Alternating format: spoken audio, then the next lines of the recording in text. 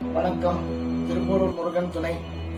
ஜாதக சம்பந்தப்பட்ட விஷயங்கள், திருமண பொருத்தங்கள் பற்றிய விஷயங்கள், பெயர் ஜாதகத்தை பற்றிய விஷயங்கள், நவரத்ன பற்றிய ரகசியங்கள், வாசு ரகசியங்கள், தொழில் ரகசியங்கள், திருமண தடைக்கு காரணம், இவை அனைத்தும் தெரிந்து கொள்ள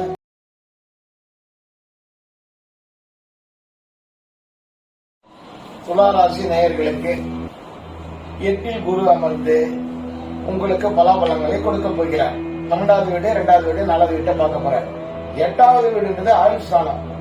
அசுரகுரு வீட்டுல தேவகுரு வந்து 8ல இருக்கிறதுனால பார்வை செய்யறதுனால உங்களுக்கு ஏதாவது தீமை வந்துருமோ, கஷ்டம் வந்துருமோ, பயத்தை ஏதாவது கொடுப்பாரா, நமக்கு பேய் பிசாசு வில்லி சூன்யத்தால ஏதாவது பயம் வருமா, ஏதாவது எதிரி ஏதாவது பண்ணிடுவானா அப்படின்ற பயங்கள் போயிடும்.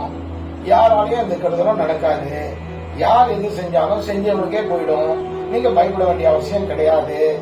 ஆனால் 12வது வீட்டை பார்க்கறதுனால சுப விரயங்கள் நடக்கும். கல்யாணம் பண்ண போறீங்க, குழந்தைங்களுக்கு நல்லது செய்ய போறீங்க, சீமந்தம் இருக்கும், காது குத்தல் இருக்கும், எல்லா திருமண நிகழ்ச்சியிலும் கலந்துக்க போறீங்க 12வது வீட்டை பார்க்கறதுனால. ஆனால் 2வது வீட்டையும் பார்க்கறதுனால பணம் வர கஷ்டம் இல்லாம பணம் வரும். பணம் பல வகையில வரும். நீங்க சேர்த்து வச்ச பணமும் வரும், வட்டியும் வரும், வேலை செய்யக்கூடிய இடத்துல இருந்தும் பணம் வரும். எல்லாத்தையும் வாங்கி குடும்பத்துக்காக செலவு பண்ண போறீங்க.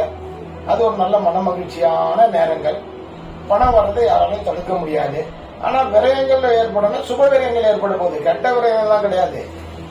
ஒரு சாவுக்கு போறீங்க, கெட்டதுக்காக செலவு பண்ண போறீங்க, மருத்துவ செலவு இல்ல மருத்துவமனை ஓட போறீங்க, அதெல்லாம் கிடையாது. சுப செலவு இருக்குது.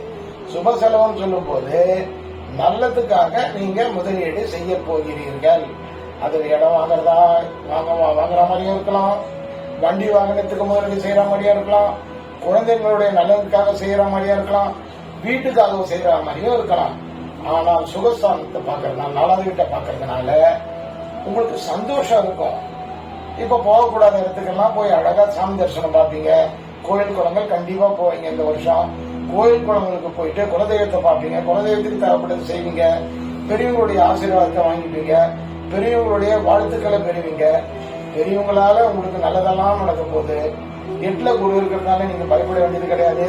என்னடா நம்மள யாராவது ஏதாவது செஞ்சிடும். ஆனா 8ல குரு கெட்டது செய்யக்கூடிய சூழ்நிலை அப்படின்னு மத்தவங்களுக்கு, ஆனா உங்களுக்கு வராது. ஏன்னா துளாராசி நேயரா இருக்கிறதுனால துலாத்துக்கு 3வது வீட்டுக்குரியவன் உங்களுக்கு எந்த கெடுதலும் பண்ண மாட்டான். 6வது வீட்டுக்குரியவன் அவனும் எதுவும் செய்யறதுக்கு வழி இல்லை. உங்களுக்கு நல்லதெல்லாம் செய்ய வந்திருக்காரு. என்னடா நம்ம துளாராசியில பிறந்துட்டுமே, குரு நம்மளுக்கு பகைவன் அமைஞ்சிட்டானே, அவர் நம்மளுக்கு ஏதாவது கெடுதல் பண்ணிடுவாரோ அப்படின்ற எண்ணங்கள் வேணாம். அவரை நீங்க மனசார பூஜை பண்ணுங்க. பஞ்சாட்சர மந்திரத்தை ஜபம் பண்ணுங்க. ஓம் நமச்சிவாயா வசி அப்படின்றத சொல்ல ஆரம்பிக்கும் போதே அவங்கள உயர்த்தி தூக்கிட்டு போயிட்டே இருப்பாரு. தினம் ஒரு வேளை ஒரு 3 முறையோ 5 முறையோ 9 முறையோ பஞ்சாட்சர மந்திரத்தை நீங்க பிரயோகம் பண்ணிட்டு வரும்போது எல்லா வித நன்மைகளும் உங்களுக்கு தேடி வரும். எல்லா விதமான சந்தோஷங்களும் தேடி வரும். துன்பங்கள்லாம் அறவே ஓடிடும். துன்பத்தை செய்யக்கூடிய நபர் இன்பத்தை செய்யணும்ன்ற எண்ணங்களை அவங்களுக்கு கொடுத்துருவாரு. நீங்க எப்படிலாம் மன மகிழ்ச்சியோட இருக்க போறீங்க, எல்லா சந்தோஷத்தையும் அனுபவிக்க போறீங்க. பயப்படுறதுக்கு ஒண்ணுமே கிடையாது. நல்ல வாழ்க்கை கிடைக்கும். நல்ல சந்தோஷமா இருப்பீங்க. ஆடை ஆபரணம்லாம் அணிவீங்க. நல்ல தான தர்மங்களை செய்யுங்க. நல்லதே செய்யுங்க, நல்லதே நடக்கும்.